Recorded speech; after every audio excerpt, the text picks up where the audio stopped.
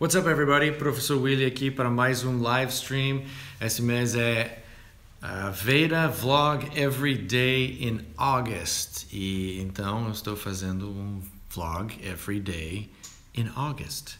Hoje nós vamos falar sobre as palavras de WH words, que são where, what, when, why, who e how, que você vai ver que não é WH, mas mesmo assim cai nessa categoria porque são o que eu chamo de palavras de questão. São palavras que nós usamos quando nós queremos perguntar alguma coisa a maioria do tempo e também podem ser usadas na resposta. Então hoje eu vou fazer um live stream um pouquinho mais rápido. Então já vou começar, não vou esperar a gente entrar para fazer. Então vamos lá. What, que é o que? What do you want to eat? O que você quer comer? What. Primeiro, what. When, onde. Onde você quer comer? Where do you want to eat? What, where, when. Já falei when? Falei when duas vezes? When é quando. When do you want to eat? Where do you want to eat? Onde você quer comer? Where do you want to eat? So what do you want to eat? O que você quer comer? Where do you want to eat? Onde você quer comer? E when do you want to eat? Quando você quer comer? How do you want to eat? Como você quer comer? Por exemplo, com as mãos, com um garfo, com um palitinho japonês. Why do you want to eat? Por que você quer comer? Because I'm hungry, probably. Porque eu estou com fome. Where, what, when, why, how, who. We don't use that one with that example. So we say, who are you going to see? Who are you going to see? Quem você vai ver? Okay, so that's where, what, when, why, how, and who are the principal WH words that I call question words, palavras de questão in português.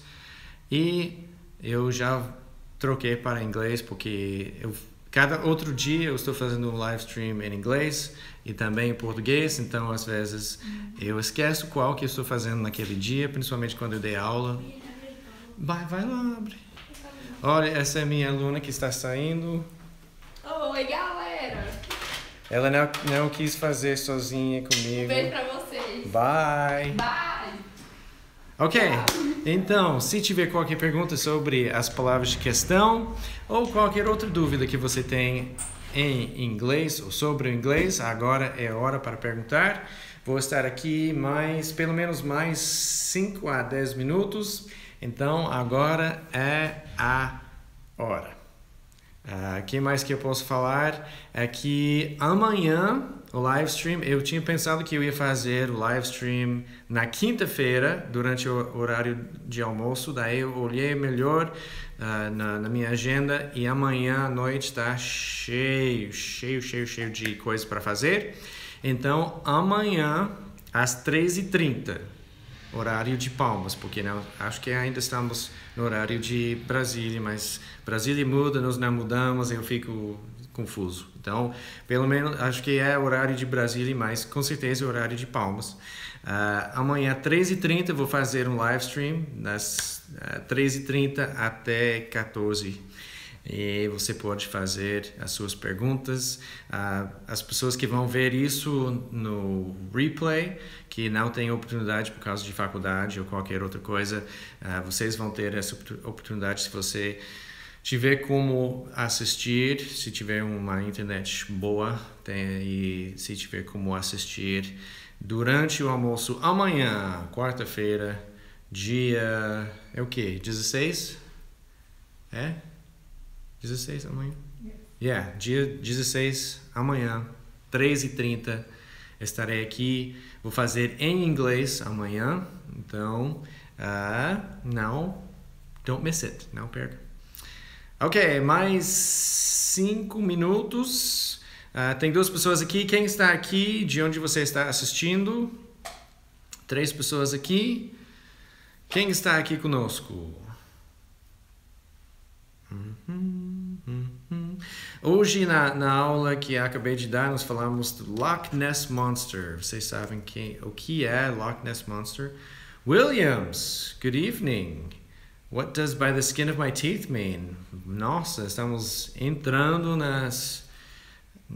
Alexandre's here. What's up, Alex? So, Williams, I haven't seen you in a while. How are you? Valnei, primeira vez. Eu não reconheço o seu nome. From Votorantim, São Paulo. Wow, that's tough to say. That's hard to say. Okay, Williams, what does by the skin of my teeth mean? By the skin of my teeth quer dizer que você quase não conseguiu, mas conseguiu por pouco. Good evening, Gabriel. What's up? Double D's here. Everybody's getting here now. Hello and good evening to you, Gabriel Miller. And Double D, what's up? What's up, what's up, what's up? Gabe is from Rio. Welcome, all of you from Rio. I'm sure Kat will be here soon. So that's what by the skin of my teeth means. Eu tô tão cansado que eu estou esquecendo se eu estou fazendo português ou inglês. Hoje era para ser inglês, mas esse é só o segundo dia cheio de aulas. Então imagina daqui um mês como é que vai ser. Ainda bem que estou fazendo live stream todos os dias só em agosto. Yes, Valnei, it is your first time here.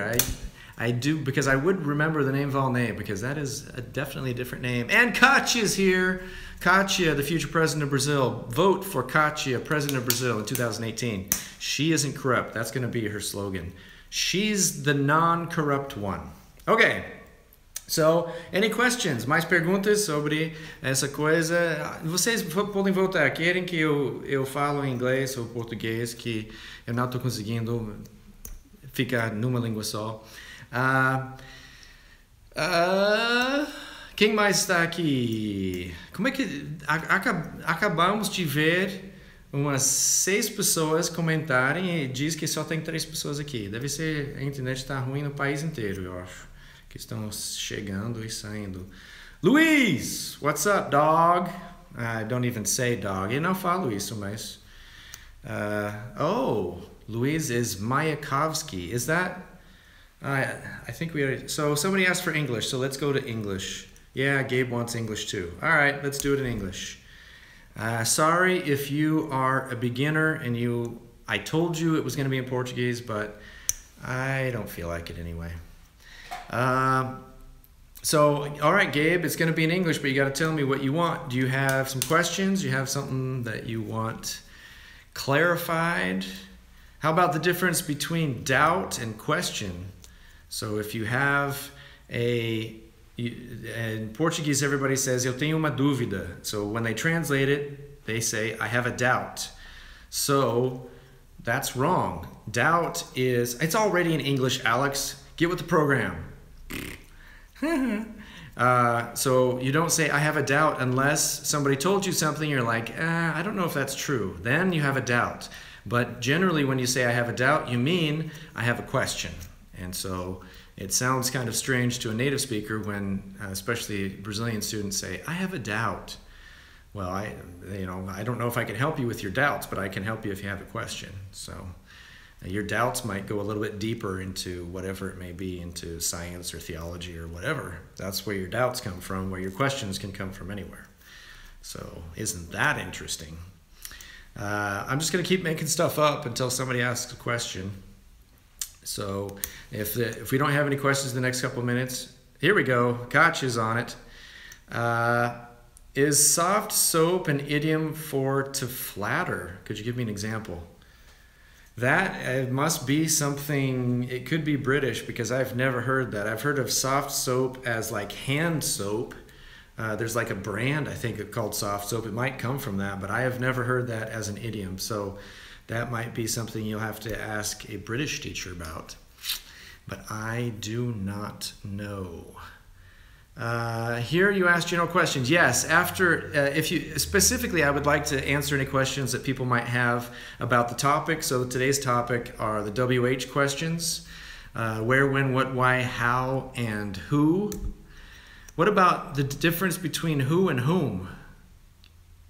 Is there anyone who can tell me what the difference between who and whom is? Maybe we can talk about that. But yeah, other than that, outside of that, you can go ahead. Since I've already presented that, then you can, who was it that asked that question? Louise. I already forgot the Mac. I'm just going to call him Mac. Isn't it Mac? Yeah. No, Mayakovsky. Kovsky. You can ask general questions if you want. Gabe has a question. Gabe, that's not the point. You're supposed to ask the question. Oh, I see. You were saying I have a question instead of I have a doubt. Ronnie's here. Welcome, Ronnie. Yeah, you don't have to thank me, Kachi. I didn't answer your question because I don't know. It sounds like that could be it. So let's talk about, I'm still waiting. I know there's a little bit of a delay, so I'll give you another 10 seconds to answer. What is the difference between who and whom? This might be one for Ronnie. Ronnie is a grammarian. What do you got, people?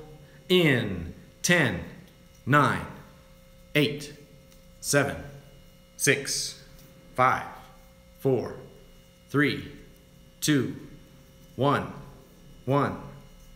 Nothing? Nobody? Okay, the difference between who and whom is that who is when we are talking about a subject. Who are you? Right? That is grammatically correct. Who are you? Then if we use whom when we are talking about the object. You are going with whom would be the more correct. You are going with whom, or with whom are you going?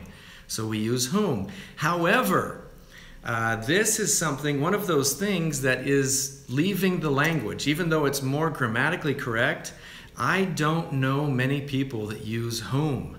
Most Americans that I know, they use who even as the object.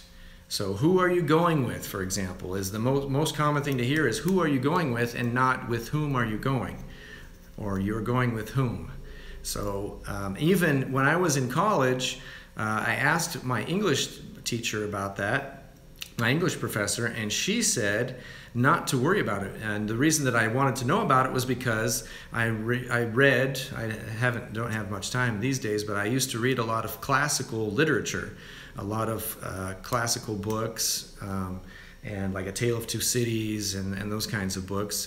And I saw that they use whom a lot in those classical books. So I asked her about it. She said, don't worry about it.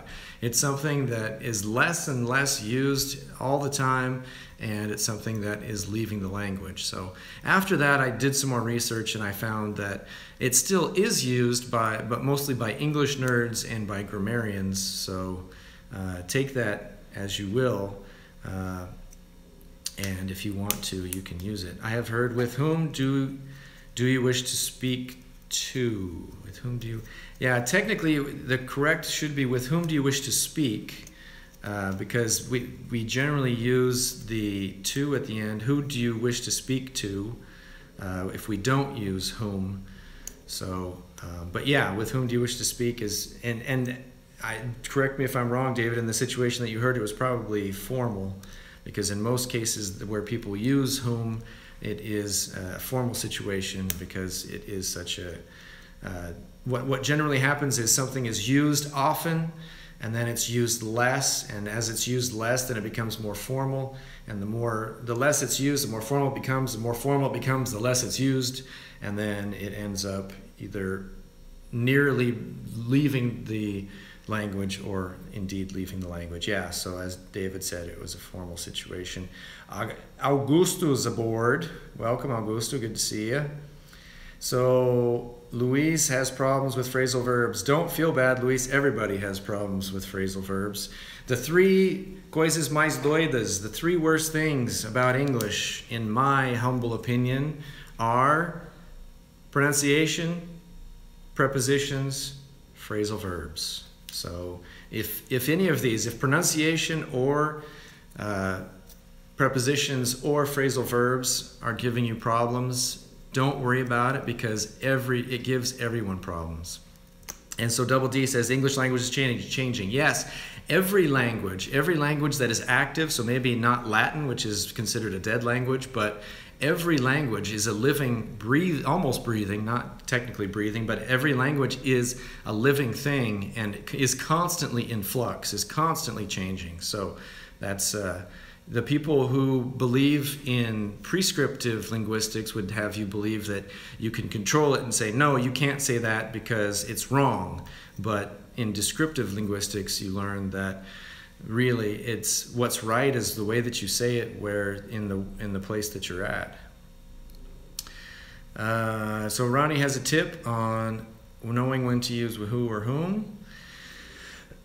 Gabriel says, what's the difference between ever and never? Sometimes I get a little bit confused. So ever we use in situations with the present perfect where we want to ask if you have done it at some point in your life. So if someone asks, have you ever been to New York?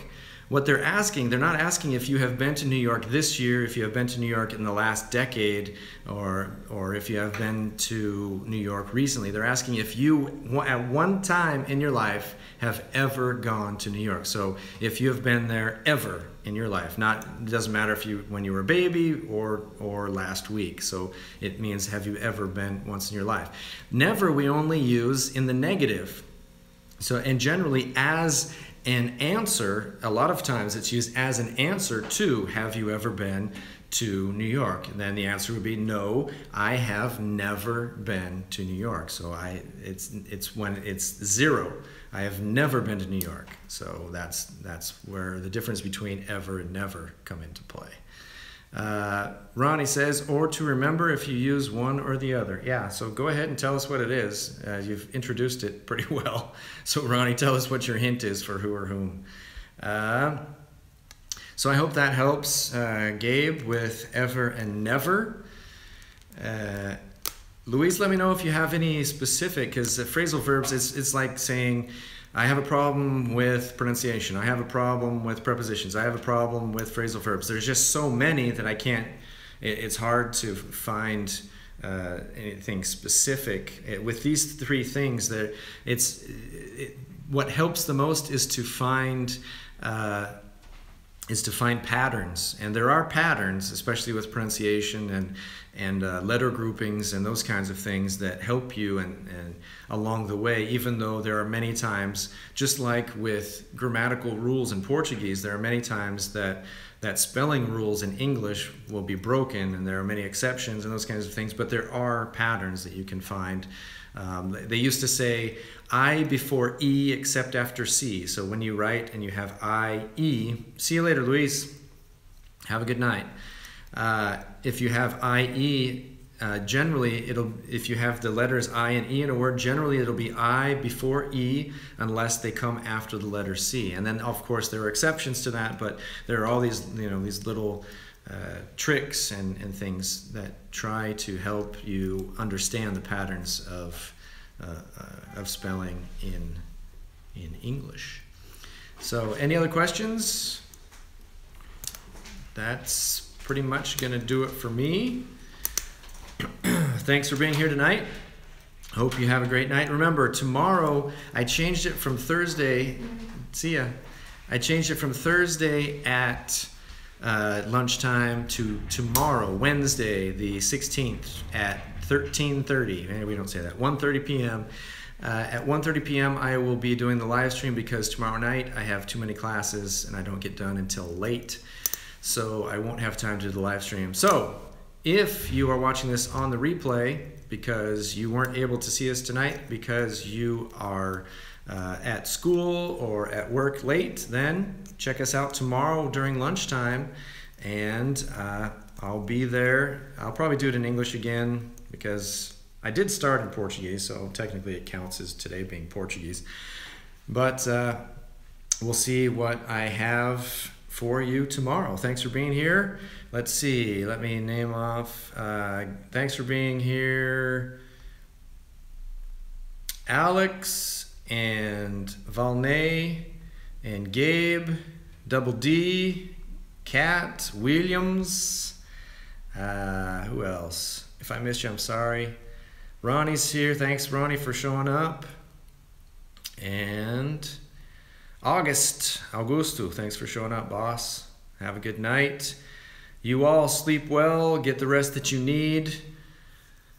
And I will see you tomorrow. Tomorrow lunchtime. Meet me here. And I will meet you there. Ooh, maybe that could be my... What do you guys think? Put down in the comments, if you actually watched to the end of this video, put down in the comments if you think that could be my new catchphrase. Meet me here and I'll meet you there. Or is it dumb? Alex, you're still here. Tell me. Alex, do you think that's too dumb? Meet me here and I'll meet you there. Yeah, I already don't like it. But let me know in the comments if you liked it.